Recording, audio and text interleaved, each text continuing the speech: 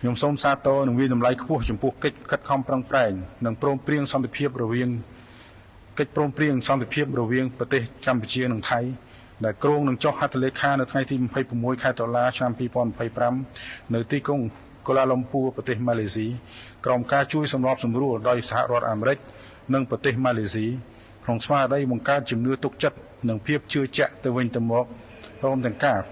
បដិញ្ញាចិត្តក្នុងការធ្វើឲ្យប្រសើរឡើងនៃទំនាក់ទំនងនិងការវិលត្រឡប់ទៅរកប្រក្រតីភាពឡើងវិញនៃប្រទេសទាំងពីរសភាពការនេះក៏នឹងបង្កលក្ខណៈចំពោះការដោះលែងទាហានកម្ពុជាចំនួន18នាក់ក្រោមការចុះហត្ថលេខាលើកិច្ចព្រមព្រៀងសន្តិភាពទីក្រុងកូឡាឡុំពូនេះភាគីទាំងពីរបានព្រមព្រៀងគ្នាថាយើងនឹងរៀបចំកិច្ចប្រជុំពិសេសលើកទី3នៃគណៈកម្មាធិការព្រំដែនទូទៅ GBC នៅក្នុងរយៈពេល90ថ្ងៃឬតាមសេចក្តីត្រូវការចាំបាច់ណាមួយ